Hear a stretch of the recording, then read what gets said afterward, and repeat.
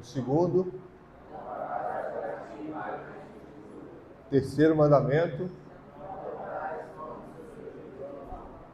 Quarto. E o quinto mandamento. Isso aí, a promessa. E o prefácio. Qual é o prefácio? Servidão. Amém. Que bom. Estamos retendo a palavra, guardando no coração, para não pecar contra o Senhor.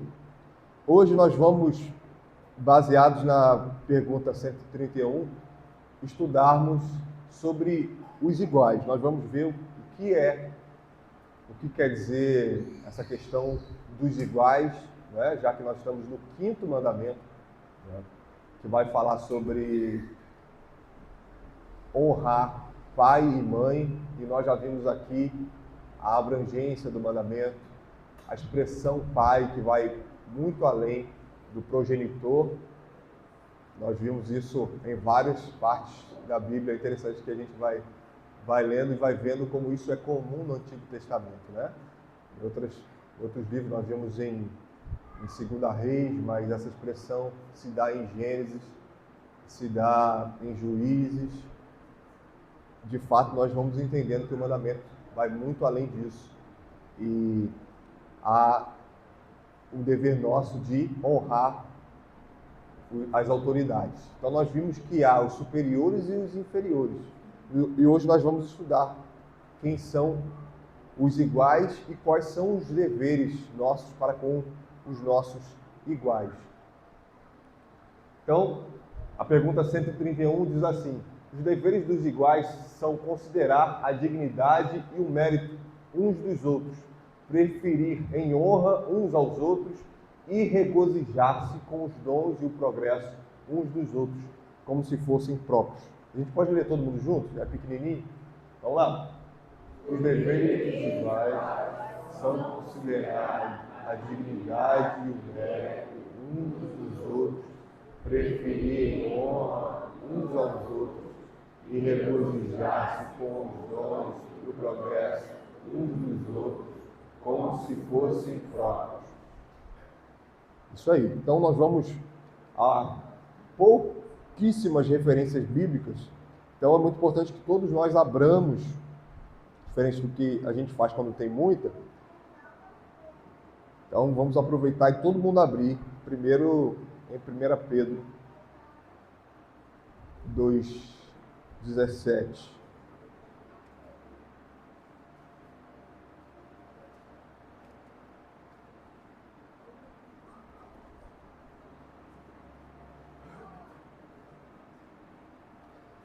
Pedro 2,17, o dever de respeitar e amar os nossos semelhantes. Algum irmão que abriu, leia aí, por favor. Tratai todos com honra, amai os irmãos, temei a Deus, honrai o rei. Veja que o mandamento diz: honra teu pai e a tua mãe para que se prolongue os teus dias na terra. E aí, 1 Pedro 2,17 vai dizer que nós devemos tratar a todos com honra. Né? E termina dizendo: honrai o rei. Né? Então, aqui já aponta para a gente o que são ou quem são os iguais. Né? De como o mandamento abrange não só superiores e inferiores, como iguais. Tratai a todos com honra. Agora nós vamos para Romanos. Vamos ler 3 versos em Romanos 12.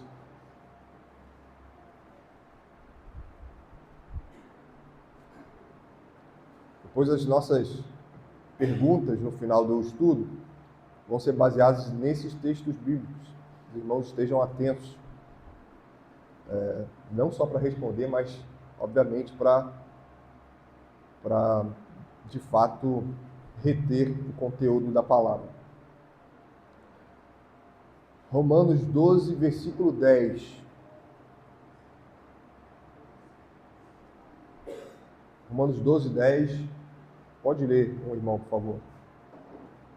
Amai-vos mutuamente uns aos outros, com amor fraternal, preferindo-vos em honra uns aos outros. Novamente, a mesma ênfase dada em 1 Pedro, agora aqui em Romanos, preferindo em honra uns aos outros, ou seja, o dever do amor cristão e da consideração mútua. É interessante nós nos vermos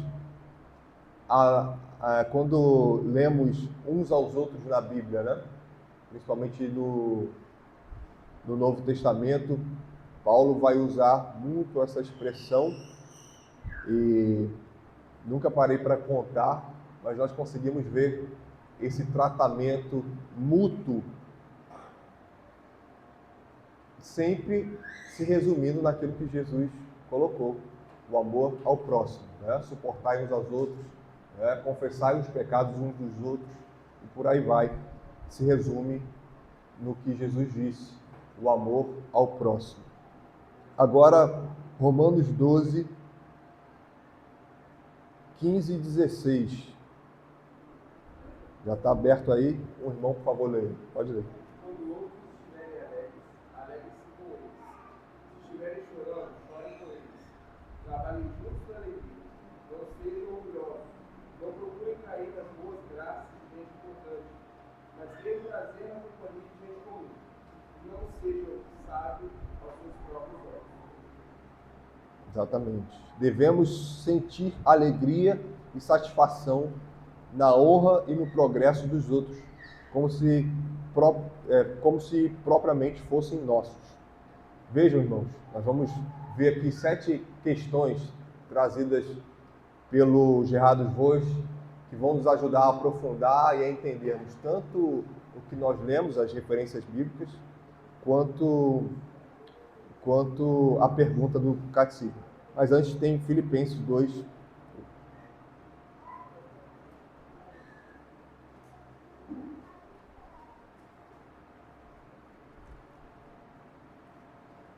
Filipenses 2, versículos 3 e 4.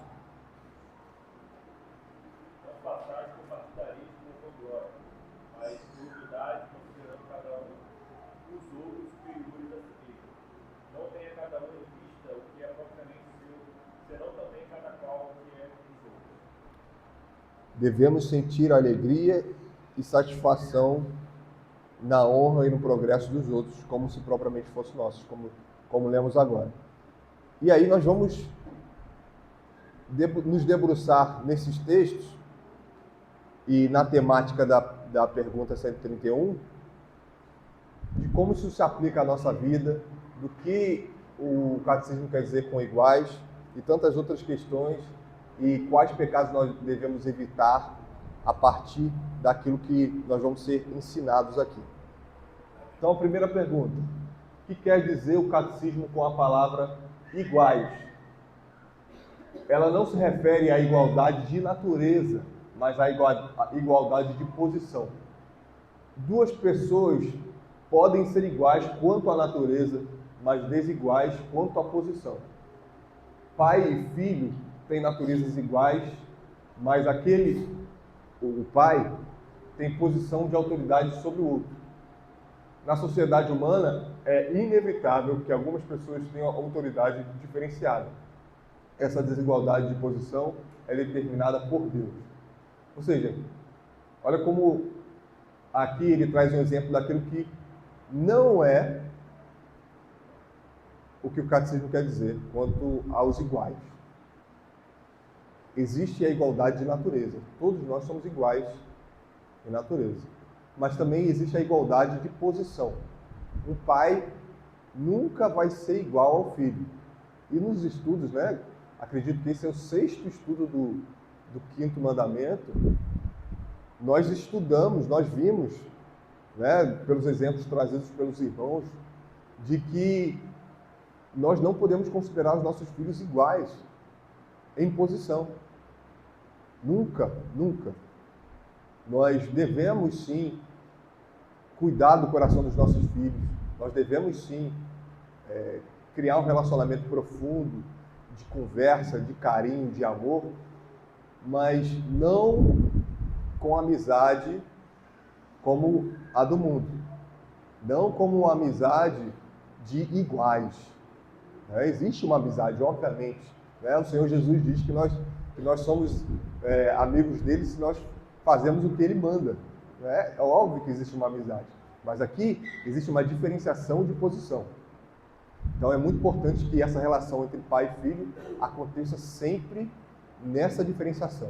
Iguais em natureza, diferentes, ou superior e inferior em posição. Tá?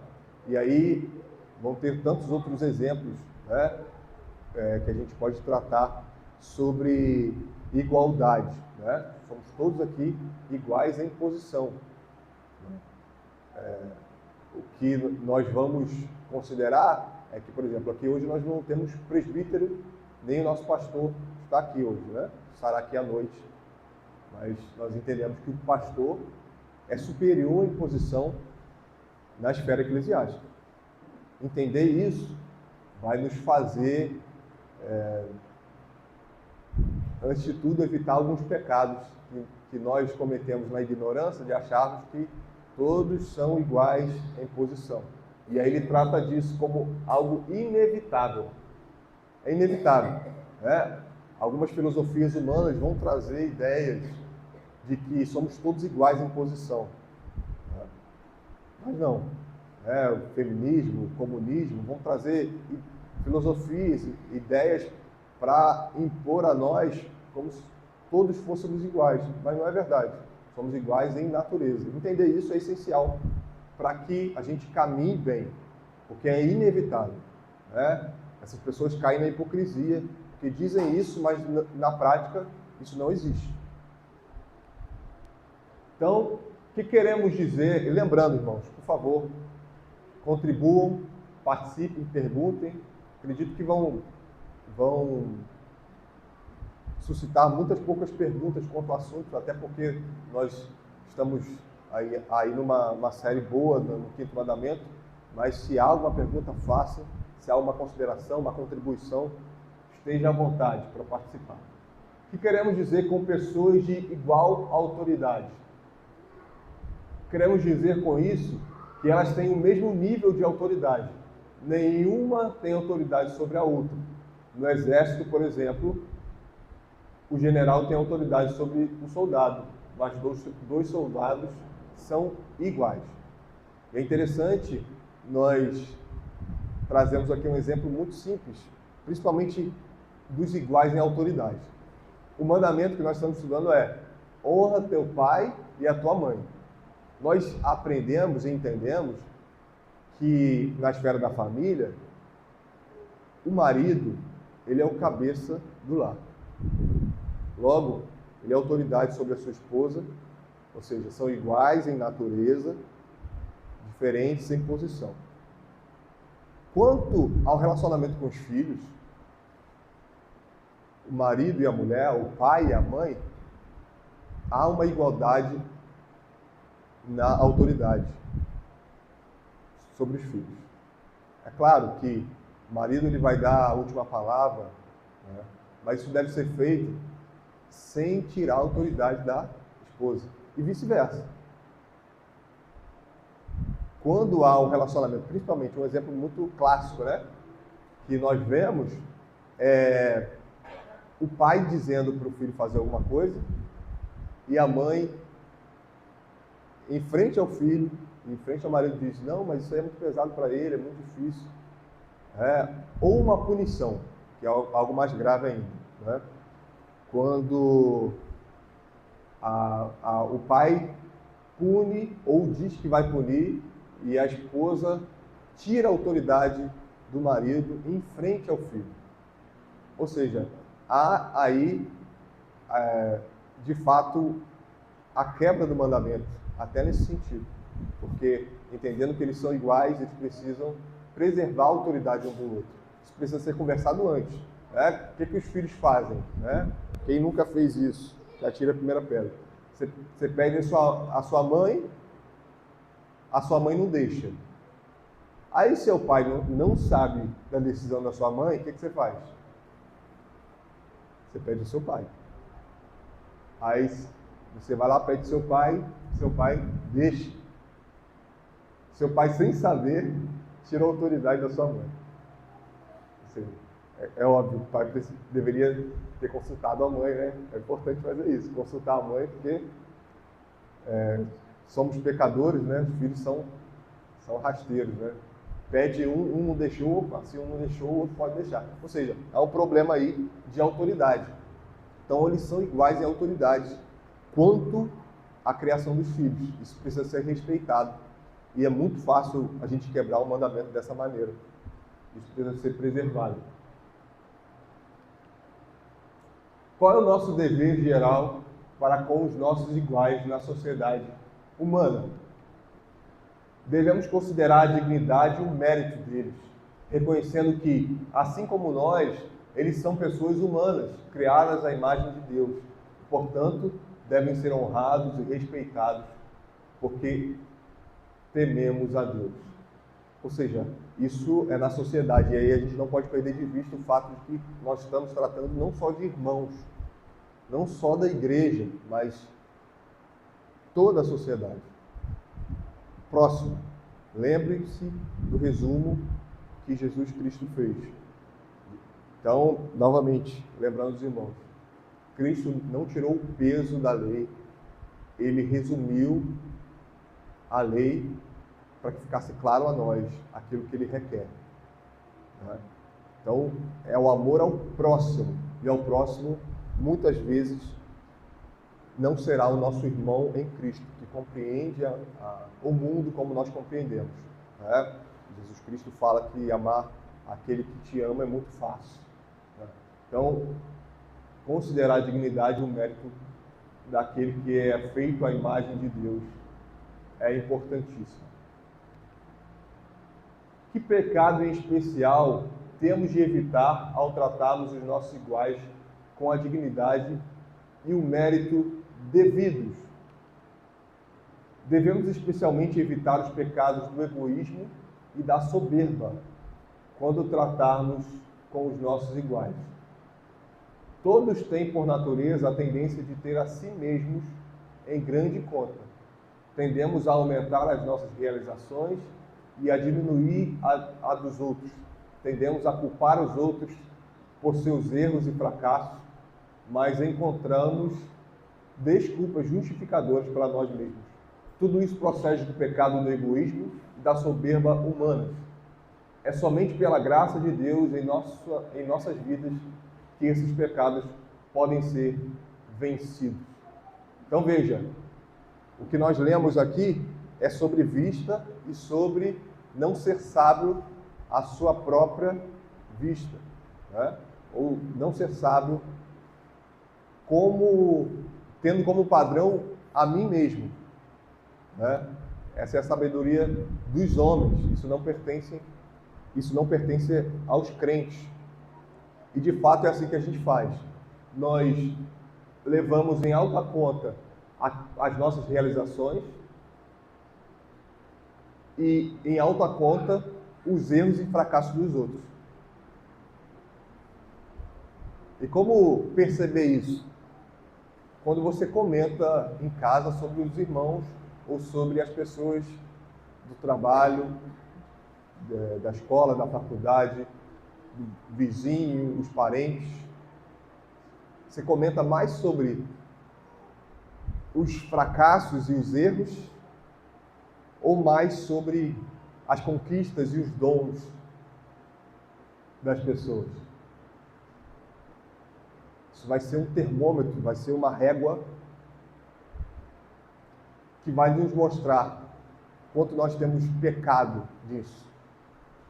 Porque, ao ser perguntado sobre isso, nós vamos dizer: eu levo em alta conta os méritos, as conquistas, os dons das pessoas. Mas, na prática vai dizer muito daquilo que nós estamos prontos a criticar. Né? Que eu vou dizer a minha esposa sobre tal pessoa no trabalho, ou algum irmão aqui da igreja, vai dizer muito sobre isso, sobre como nós temos elevado ou levado em alta conta as nossas conquistas e diminuindo os meus erros e fracassos. Quanto se trata ao meu irmão, eu levo em alta conta os erros e fracassos dele, e suas conquistas e dons, isso é desconsiderado. Alegrai com os que se alegram. Alegrai com os que se alegram. Isso diz muito de que eu preciso estar feliz pelo irmão, pela sua conquista, pelo seu dom desenvolvido. A respeito da divinidade humana, é bem difícil colocar isso em prática a respeito a um pedófilo, né? A um estuprador, alguém que faz, né? Quando a gente vê em filme, eu mesmo falo assim, tomara que sofra, né? E tomara que seja castrado. Então, assim, é muito difícil colocar isso em prática, ainda mais quando acontece com a gente, né? Ninguém está livre. Então, como lidar com isso quando essa ofensa pode acontecer a respeito de um pedófilo ou a respeito disso, querer que ele sofra, né? Isso é errado em si, porque ele é um ser, a imagem de Deus. Perfeito. A palavra trazida pelo irmão Vitor, né, trata e vai de encontro muito à sua pergunta, né? Pelo fato de que nós não só podemos, mas como devemos odiar o mal, né? O mal precisa ser odiado, porque se nós não odiamos o mal, nós não o amamos.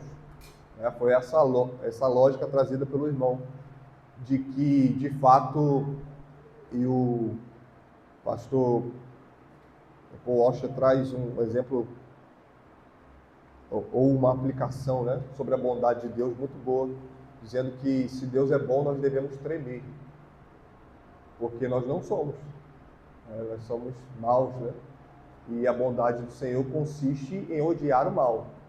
Né. Quanto ao nosso dever como pecadores redimidos, nós devemos sim desejar e ansiar ter sede de justiça, né, e nós precisamos contar com que a justiça seja feita. E muitas vezes nós vamos não só desejar, mas nós vamos orar por isso. E há meios pelos quais nós vamos poder, de forma lícita, facilitar esse processo. Seja por uma denúncia, seja por estar pronto a defender a nossa família, né? Meios aqui trazidos em outros estudos, de que foi um estudo do Vinícius, de que o Estado, e muitas vezes, ele nos leva à desobediência civil, pelo fato dele nos oprimir tanto e nos levar e nos conduzir à quebra do mandamento contra o Senhor, né? Por exemplo, como proteger a família. Ele quer que nós estejamos totalmente desprotegidos quando a palavra nos ensina que nós precisamos cuidar da nossa família. O irmão Alex lembrou de um texto, 2 domingos atrás, que vai falar sobre isso, né? Se nós, eu acho que foi 1 Timóteo 5:8, lembro que ele tinha 5:8. O irmão Alex lembrou de um texto que vai falar sobre que nós somos piores do que os ímpios, se nós não cuidamos dos de casa. Isso demonstra que nós precisamos, em alguns casos, né, eu estou aplicando aí na questão principalmente da proteção da família quanto a essas pessoas más, né, quanto a pessoas que vão perverter a nossa família, que vão trazer mal contra ela, e nós precisamos muitas vezes desobedecer civilmente, né, e orar muito, para que isso não venha acontecer conosco. Porque, de fato, o ódio precisa pairar ou estar em nós. O que o irmão trouxe foi perfeito. O ódio, O problema que ele trouxe isso, o problema é que o ódio na gente geralmente não é o ódio santo, né? É o ódio perverso, né? A gente não odeia o pecado como deveria, né? O pecado, a tentação está diante de nós e nós simplesmente sucumbimos, né? E nós precisamos, de fato, odiar mais o mal, né? Acho que uma maneira fácil de a gente conseguir, fácil não, porque não é fácil, né?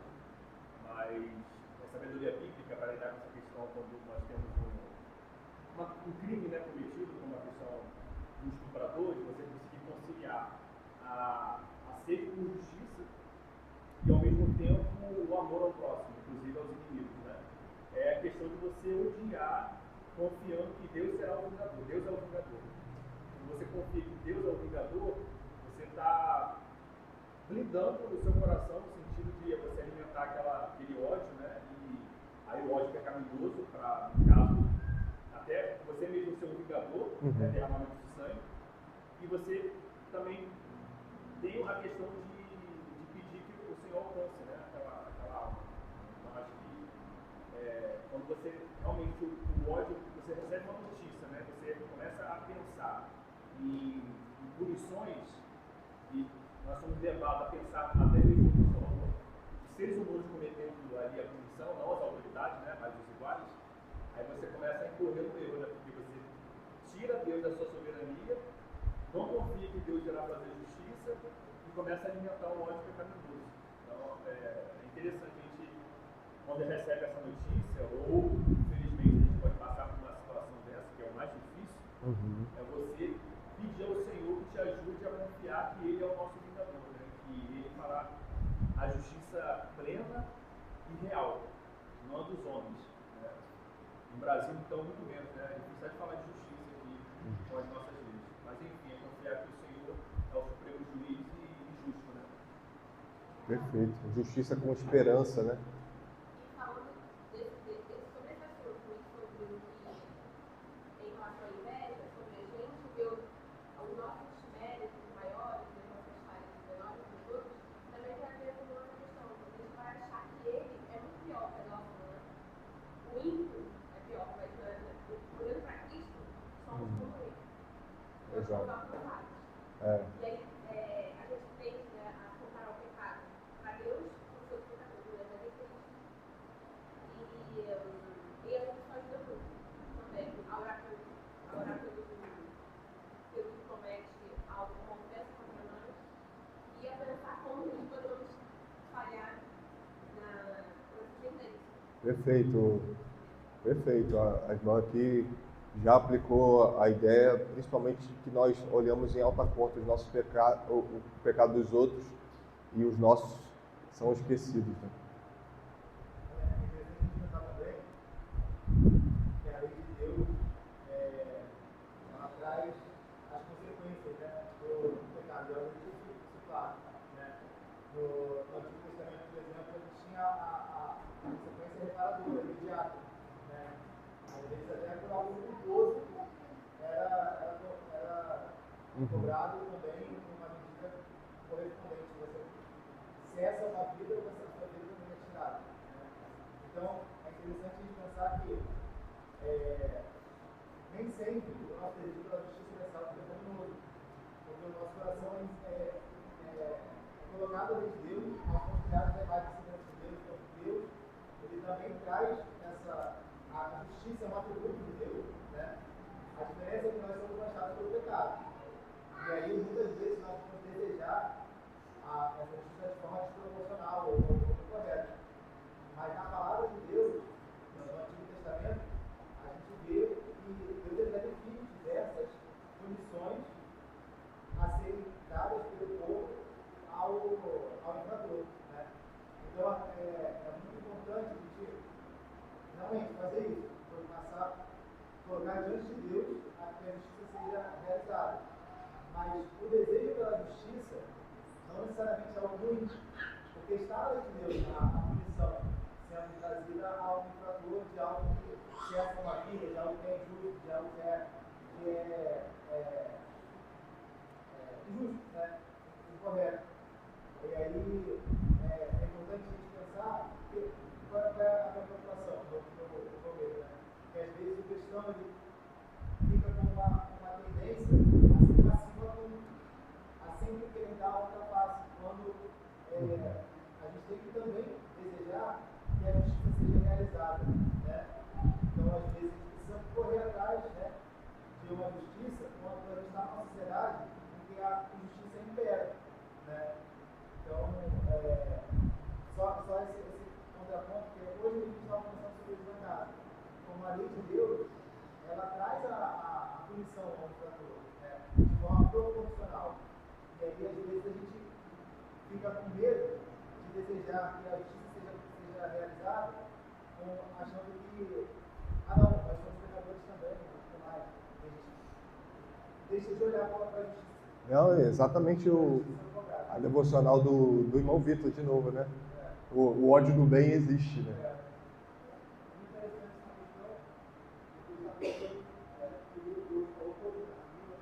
Essa coisa do pecado igual. Então, se o igual faz uma coisa para mim, eu tenho que ter justiça, buscar um superior.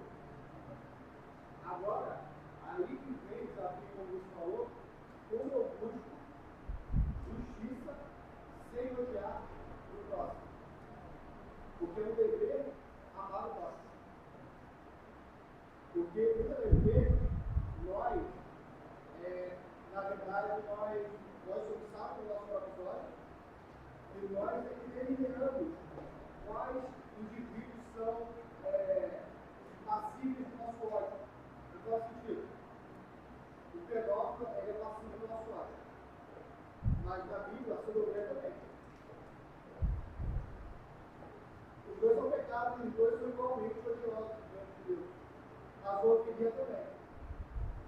Mas por que a gente escolhe muito defender esse outro? Porque nossa mente está secularizada. E mais do que isso, na verdade, a gente tem que odiar o dele, amar todos eles, mas ao mesmo tempo entender que todos eles estão contrários à palavra de Deus, e quando estão contrários à palavra de Deus, nós devemos amá-los e chamá-los ao arrependimento, mas sabendo também que a justiça de Deus vai ser manifestada no teu futuro. Aí vem até um vídeo de um pai que teve seu filho morto, e ele chega no meio do tribunal e fala que perdoa o assassino. Fazendo falar para que não há julgamento. Há uma diferença. Então, a única coisa, só o coração regenerado, né, e muito próximo de Deus é conseguir amar o pecador e amar a justiça ao mesmo tempo. Porque o nosso coração muito procede, como o Douglas falou, ele está fechado pelo pecado. Ainda há uma raiz adâmica. Então, se nós somos ofendidos entre nossos iguais, nós devemos buscar os superiores para remediar, porque o superior a gente vai estar declarando que nós não somos sábios nos nossos próprios olhos, né? O superior vai ajudar o caso, e ainda assim nós devemos amar o baixo, né? Porque o único pecado que não tem arrependimento é a bastura da Constituição. Nós sempre devemos querer que quando parar o pecado e a pessoa se arrepende, maior é a glória de Cristo, que salvou até mesmo aquele pecador. Perfeito.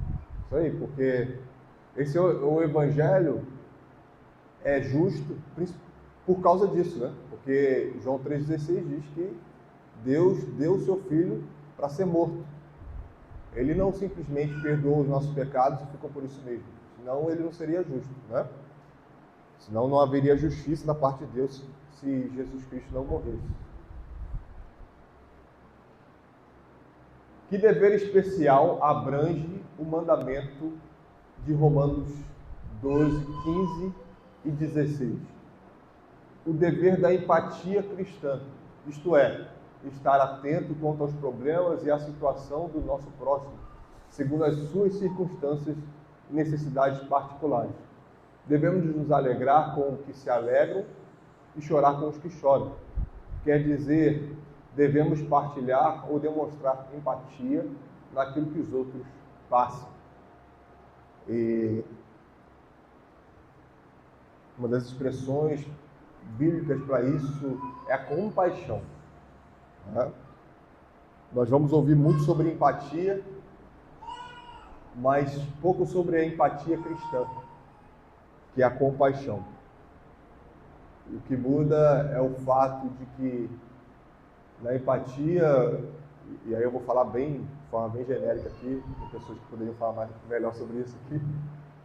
Na empatia, você se coloca no lugar do outro. Na compaixão, você vive com o outro, você está com o outro, está pronto a chorar, pronto a sorrir, né? É a convivência. Muda a convivência. Isso nós vamos ter na congregação. Na congregação que eu digo, no congregar, né? Isso muda totalmente. E aí, nós precisamos estar prontos para isso. É por isso que nós já fomos expostos a isso nos estudos da escola dominical. Por isso que nós não podemos ser consumidores, né? De sentar e julgar, poxa, a palavra hoje foi boa. Isso é muito pouco, perto daquilo que é ser igreja. Nós precisamos ter compaixão, chorar com os que choram, se alegrar com os que se alegram. Isso depende de algo que vai além de simplesmente ser frequente na igreja e perguntar como está. Eu preciso estar disposto a, quando o meu irmão fala, você precisa de ajuda? Aí o irmão fala, preciso. Isso já te surpreende, né? Ele precisa, eu não esperava por isso, e agora, o que eu faço? Porque, de fato, muitas vezes a gente pergunta se está tudo bem, quando o irmão diz que não está, a gente se surpreende também. Isso mostra que a gente precisa estar pronto a dar esse suporte, a ser compassivo. Por que deveríamos nos alegrar pelas conquistas e dons dos outros, tanto quanto pelos nossos próprios? Porque Deus é glorificado por essas conquistas e dons. Não importa que sejam nossos ou de outra pessoa. Devemos considerar tudo na vida. Não de um ponto de vista egoísta, mas na perspectiva da glória de Deus. Nós fomos chamados para boas obras. Uma vez que nós entendemos que todas as nossas boas obras têm um fim, não é? Todas as nossas boas obras são um meio para um fim principal, não é isso? Que é a glória de Deus. Isso inclui a minha vida devocional, oração, leitura da palavra, o meditar na palavra, a minha frequência nos cultos, o meu cuidado com o irmão também. Então isso conta. E o importante aqui é nós entendemos que, uma vez que o fim é glorificar a Deus, quando meu irmão, como nós vimos na resposta da pergunta 131, quando há uma conquista ou há um desenvolvimento de dom, um dom se aflora, um dom fica evidente, né? Nós devemos nos alegrar como se fosse a nós mesmos que esse dom tivesse sido dado. Isso requer de nós uma intimidade ou uma obediência à palavra que nós, olhando para nós mesmos, naturalmente não conseguimos. É impossível. É por isso que o Espírito Santo habita em nós. Porque é impossível ao homem natural ele se alegrar a tal ponto de dar glória a Deus.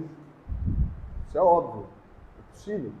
Ou seja, ao ver o meu irmão conquistando um novo emprego, ou além, ele conseguindo uma promoção, né? E fazendo com que o status dele mude quanto ao conforto que ele pode dar à sua família, e a mim não foi dado isso. Pode ser que a vida inteira eu venha estudar, eu venha me dedicar, e isso não venha acontecer. Eu vou me alegrar com meu irmão. Isso é o cristianismo. É algo realmente ilógico para o mundo. Para as nossas mentes caídas e naturais, isso é ilógico. Agora, uma vez que nós entendemos Efésios 2, 8 a 10, nós fomos chamados para boas obras. Nosso propósito é esse, de dar glória a Deus. Ao ver o meu irmão alegre, eu vou me alegrar. Ao ver o meu irmão chorando, eu vou chorar e estar pronto a ajudá-lo nisso. A demanda, obviamente, é diferente, né? A demanda é diferente quando o irmão está chorando e quando está se alegrando, né? Quando está se alegrando, eu às vezes nunca vou precisar perguntar se ele precisa de ajuda, né?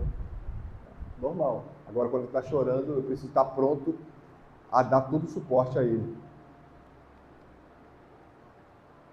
Que pecado nos impede, é a última pergunta, que pecado nos impede de regozijarmos com os dons e progresso dos outros? Inveja. Eu contei para ela que ela já tinha respondido. Inveja. O pecado da inveja que nos torna verdadeiramente infelizes pelo sucesso conquistado ou pelas honras recebidas por outra pessoa. O verdadeiro ou os verdadeiros amor e empatia cristãos pelos outros vencerão o pecado da inveja em nossos corações. A inveja, como tantos outros pecados, a inveja é mais mentirosa do que o próprio pecado da mentira, porque é muito difícil a gente admitir que tem inveja. É muito difícil, muito difícil. Quando nós invejamos, nós muitas vezes não notamos que invejamos. É um pecado perverso a esse ponto, de nos enganar, de trazer engano a nós mesmos, da gente não confessar esse pecado diante de Deus, porque a gente não conseguiu examinar a nós mesmos a ponto de ver que eu pequei contra o meu irmão porque eu invejei alguma coisa que ele conquistou ou alguma habilidade que ele adquiriu. Isso nos leva a continuar pecando nisso. E muitas vezes essa frequência no mesmo pecado vai fazer com que nós venhamos pecar de forma mais perversa ainda. Um pecado que vai ficar evidente para as pessoas. Uma vez que o que contamina é o que sai do coração, não o que entra, né? Jesus diz. Então, de fato, a inveja vai virando uma bola de neve nos nossos corações e a gente vai invejando e não está vendo que está invejando. E quando a gente estoura, né, essa bola, ela fica evidente para as pessoas de que você desenvolveu esse pecado, né? E nós precisamos muitas vezes arrancar os nossos olhos, ou arrancar o olho direito, como Jesus diz, para poder, de fato, vencer o pecado da inveja. Acredito que um dos melhores exemplos do nosso tempo é a rede social. A rede social é o local onde muitos de nós vão ser mais tentados ao pecado da inveja, porque é instantâneo. Você não precisa estar com ninguém. Basta você tirar o seu celular do bolso, rapidamente você desbloqueia, entra na rede social e fica ali por 2, 3 horas. E as pessoas postam as conquistas e os dons delas. Raramente elas postam as frustrações. E quando postam, é para viralizar, né? Você posta as frustrações porque, vou postar isso aqui, a perda que eu tive, né? Casos aqui que os irmãos podem lembrar, coisas incríveis, como as pessoas têm coragem de postar as perdas dela na internet, tudo para viralizar. Mas, em sua maioria, serão as conquistas e os dons.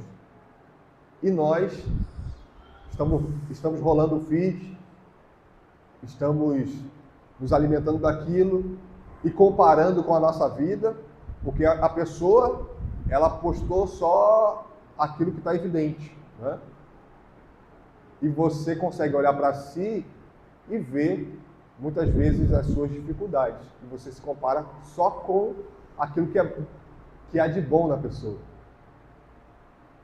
A inveja já começou aí. Então, muito importante nós notarmos onde temos sido tentados, onde temos sido tentados pelo pecado da inveja e lutarmos contra isso. Existe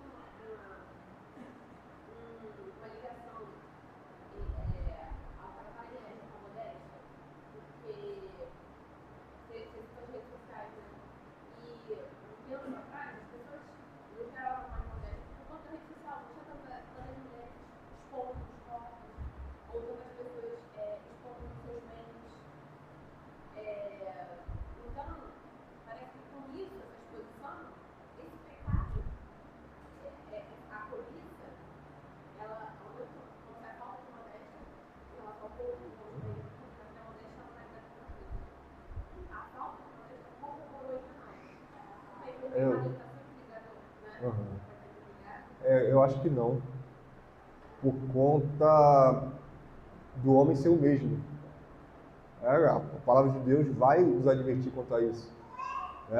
O que acredito, o que eu vou concordar é o fato de que a pessoa consegue alcançar mais pessoas, não é isso? Porque de fato agora ela pode falar com milhões de pessoas, ela pode ser invejada por milhões de pessoas, ser cobiçada por milhões de pessoas. Mas Paulo vai tratar sobre isso, né, em 1 Timóteo, sobre a questão das mulheres terem muito cuidado com o que elas usam, né?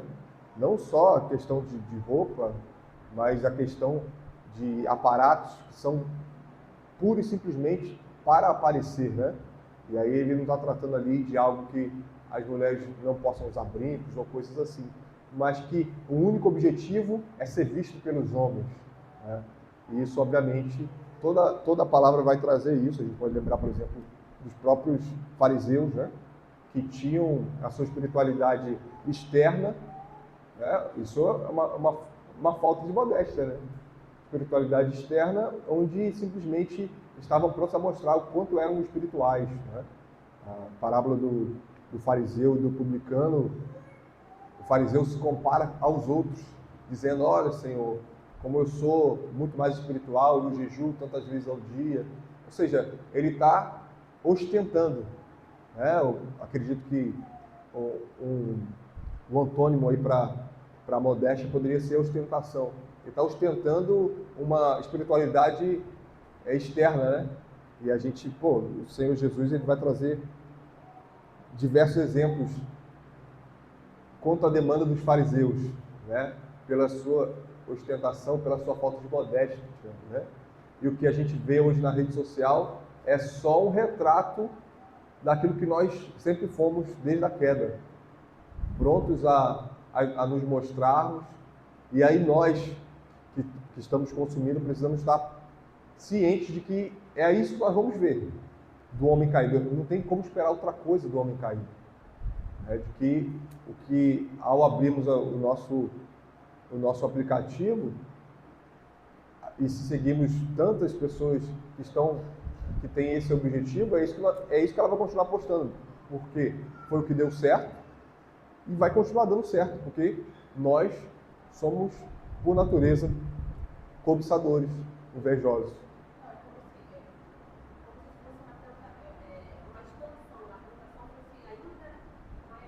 Exato, Porque, claro, que minha mãe e minha avó, não que ela não fosse, né? Todo mundo tem essa tendência. Mas é como se a gente tivesse exposto tanta coisa hoje que é como se o pecado fosse ainda. Eu acredito. A questão de sermos tentados com mais frequência. Perfeito. Perfeito. É interessante essa questão desse slide anterior, né? Quando a gente olha para a sociedade, agora a visão para além da igreja, né?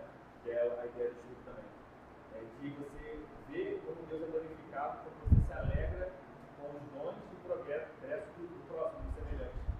A gente vê isso quando a gente glorifica Deus no sentido das profissões, né? E dons. Você vê que a sociedade funciona justamente porque cada um tem um dom, uma função, e aí está ligado à questão da vocação, que exerce na sociedade e que serve ao próximo. E aqui entra a questão que muitas vezes a gente pensa numa profissão, né, ou numa posição, e a gente geralmente escalona isso, né? A profissão ela é mais almejada, essa profissão é mais degradante, enfim. Os seres humanos costumam fazer isso, né? Nós costumamos a fazer isso. Mas a gente perde de vista de que Deus é glorificado tanto naquele que é considerado um juiz, por exemplo, como naquele que tem uma profissão que na sociedade é considerada inferior. Porque sem o inferior, muitas coisas não ocorreriam. Assim também sem o superior. Então a ideia de se alegrar aí toca na questão da inveja também, né? E aí a questão da inveja a gente vê, por exemplo, o comunismo. Né? O comunismo é a perversão disso, é o oposto a isso. Não é se alegrar com o dom do próximo, não é se alegrar com o progresso do próximo, na verdade é invejar isso. Né? É pensar se ele está progredindo, tem alguma coisa errada aí. Né? Então vamos chamar o Estado para entrar nisso aí e diminuir esse progresso. Tem até um filme interessante que eu esqueci o nome, que vai trabalhar a ideia do coração do homem. Dentro de uma sociedade pós-revolução bolchevique na União Soviética, o comunismo já tinha sido instaurado, as máquinas de produção já tinham sido tomadas pela Revolução Comunista, e agora eles viviam uma sociedade, digamos assim, de iguais. E aí no filme, o personagem, né, o protagonista ali, que é comunista, ele vai vendo que, na verdade, isso é uma mentira. Porque antes, agora ele achava que a inveja estava por causa do capitalismo, ele via que, na verdade, o coração dele era invejoso. E por mais que ele tivesse a mesma função que o próximo, ele ainda cobiçava a mulher do próximo. Ele ainda cobiçava a personalidade do próximo. Ele ainda cobiçava a sua alegria, a sua posição, coisas imateriais. E aí entra nesse ponto interessante, né? Porque, como você botou o antônimo disso, né? Quando a gente se alegra, a gente entende que Deus deu a vocação para o próximo, aquele progresso ao próximo, e pela soberania dele, bom governo, ele não deu a mim o mesmo progresso, Deus é glorificado. Ele trata cada um de nós de maneira diferente. São pecados diferentes, né? Lutas diferentes. O pecado é o mesmo, lutas diferentes. Uns são mais pecados, são mais tentados na cobiça, outros menos tentados. Uns são mais tentados com a riqueza, outros menos tentados. E assim a gente tem que glorificar Deus entendendo que Ele vai distribuir os seus dons e talentos segundo a proporção da fé a cada um. Né? Isso aí faz com que nós nos alegremos e tenhamos contentamento com a posição que nós temos, almejando o nosso progresso, sim, mas na medida daquilo que Deus nos dá, não sendo invejosos ou incontentes com aquilo que Deus tem nos dado. Né? Então, é bem feito esses dois slides, você consegue caminhar bem glorificar a Deus em todas as posições e ser contente disso e saber que o oposto disso é justamente a inveja e também podemos incluir a falta de contentamento, né? Perfeito. Vai gerar inveja também. Você vai contente consigo e você vai invejar o próximo. Perfeito.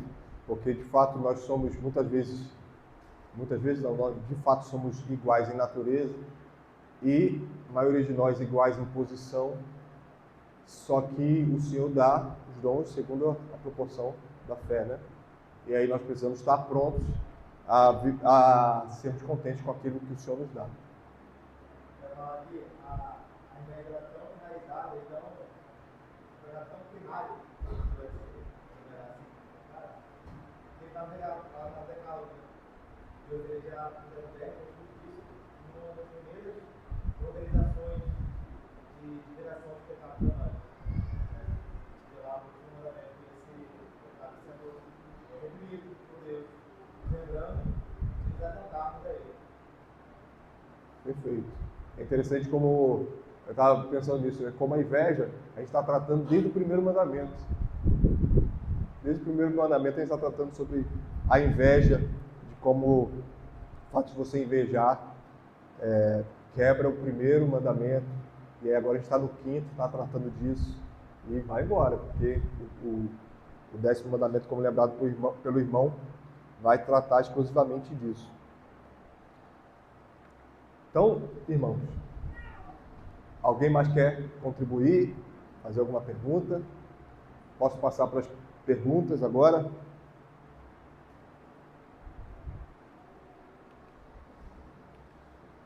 Então, pergunta baseada em Romanos 12. Que tipo de amor devemos amar uns aos outros? É bem específico, né? Porque está escrito lá em Romanos 12, versículo 10. Fraternal. Isso aí. Com quem devemos nos alegrar?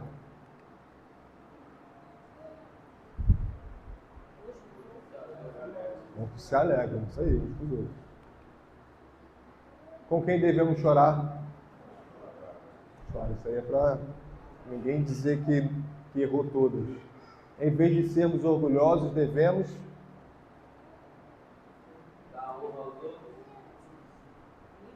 humildes. Isso aí, muito bem. Em Filipenses 2, 3 e 4, qual é o antônimo de vanglória?